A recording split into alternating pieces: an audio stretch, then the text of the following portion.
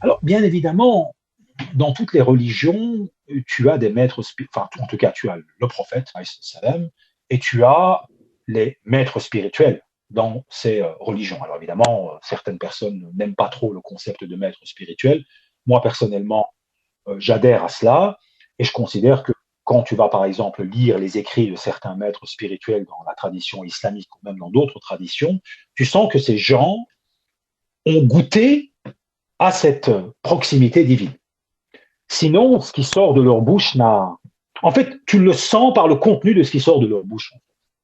C'est un peu comme si tu t'assois, tu sais, un peu toi à ton niveau ou à ton échelle, je sais pas, dans ton milieu professionnel, quand tu es face à quelqu'un qui est passé par certaines étapes dans sa vie, on appelle cela de l'expérience, tu t'assois et tu écoutes la personne qui a de l'expérience et tu te dis, tiens, c'est très intéressant, j'apprends beaucoup de choses, même si moi je ne suis pas passé par là où lui est passé, tout ce qu'il est en train de me dire résonne en moi parce que cette personne a une expérience qui a l'air de m'éclairer.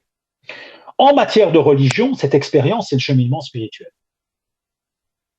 Les prophètes sont l'épitome, ça veut dire le plus haut niveau des épreuves auxquelles toi tu vas être confronté à un niveau beaucoup plus bas.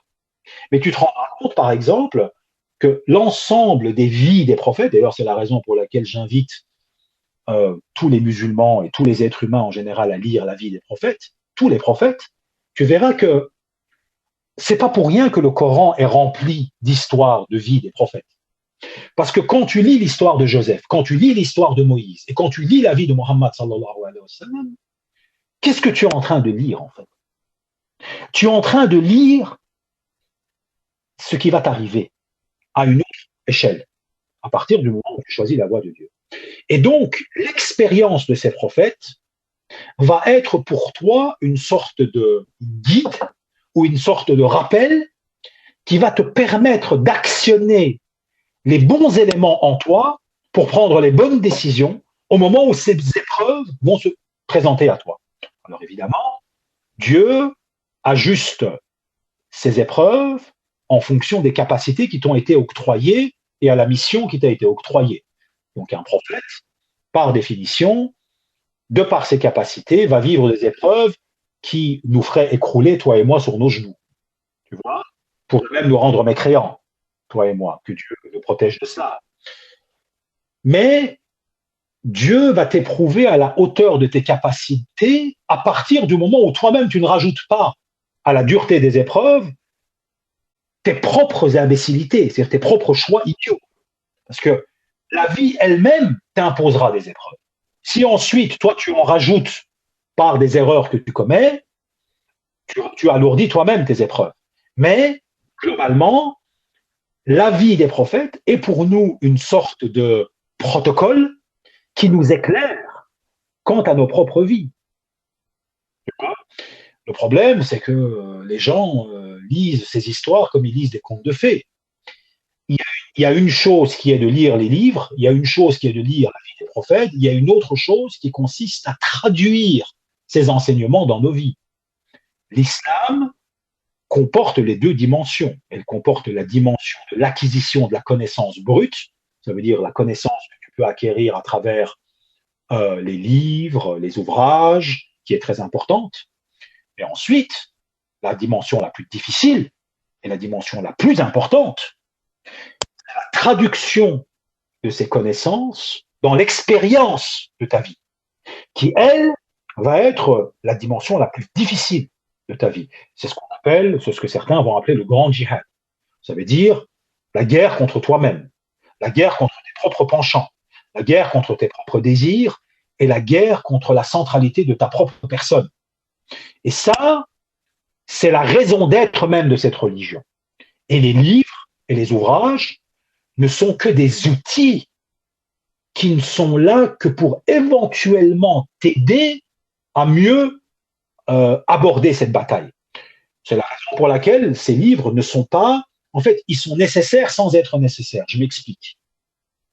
Acquérir la connaissance des données est une condition qui nous est octroyée aujourd'hui par le fait qu'on peut avoir accès à tous les ouvrages. Mais ce n'était pas le cas de tout le monde.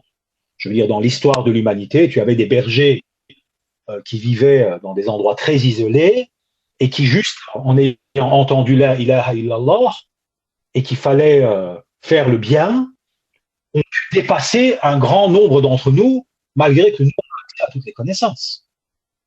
D'ailleurs, quand tu étudies le Asbab al-Nuzul, donc le contexte de révélation de la sourate Al-Zalzala, le tremblement, lorsque on parle du jour du jugement, le jour où l'être humain verra le poids d'un atome du bien qu'il aura commis et le poids d'un atome de mal qu'il aura commis, lorsque le prophète était en train de réciter ce verset à cette personne qui était venue à lui et qui lui demanda « Explique-moi qu'est-ce que l'islam », le prophète a commencé par lui par Al-Zalzala.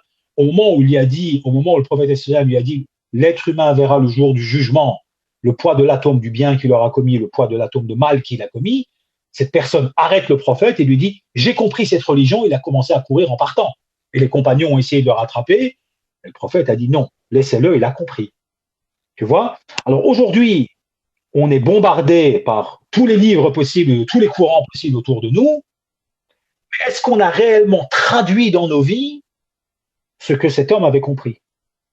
Tu vois? C'est ça la question. Tu vois, en fait, il y a l'idée il y a cette idée tout à fait fausse que l'islam est quelque chose qui est lié à des rituels uniquement. Tu peux prier autant que tu veux. Ceux qui priaient comme toi étaient, par exemple, décrits dans le Coran. Dans le Coran, on a des gens qui priaient et qui vont occuper le plus bas degré de l'enfer. Les hypocrites étaient des gens qui priaient. On est d'accord. Les Khawarij qu'on décrit dans nos traditions et qui ont assassiné l'imam Ali et qui ont tenté de tuer Muawiyah, étaient des gens à côté desquels ta prière ou la mienne aurait fait office d'une pâle copie. Ces gens récitaient le Baqara dans son entièreté, dans la deuxième sourate qu'ils récitaient. Tu vois? Donc il faut éviter d'être impressionné par cette espèce de règne de la quantité. Ça veut dire la quantité de données que les gens connaissent n'est pas du tout synonyme de la traduction de ces données dans la transformation que l'islam produit chez certains êtres humains vers l'élévation de la conscience. D'ailleurs, il est malheureux de constater, par exemple, que de nombreuses personnes, que ce soit chez des gens comme Daesh, par exemple, tu as un docteur en islamologie, Abou Bakr al-Baghdadi, c'est un docteur en islamologie. Il connaît, bien sûr, c'est un docteur. C'est un docteur, oui, c'est un docteur. C'est un docteur de l'université Saddam Hussein, à l'époque où Saddam Hussein était au pouvoir, donc c'était l'université Saddam Hussein à Bagdad. Tu vois? C'est un docteur. On parle pas à un ignorant qui sort d'une cave. Tu vois? Or, au niveau des données, il connaît probablement plus de données que 90% des musulmans. Comment est-ce qu'il a compris ces données? Donc, il faut vraiment éviter que les musulmans limitent leur religion à la quantité de données. Voilà, c'est très important, parce qu'on a une tendance naturelle à croire que le savant est celui qui connaît beaucoup de choses.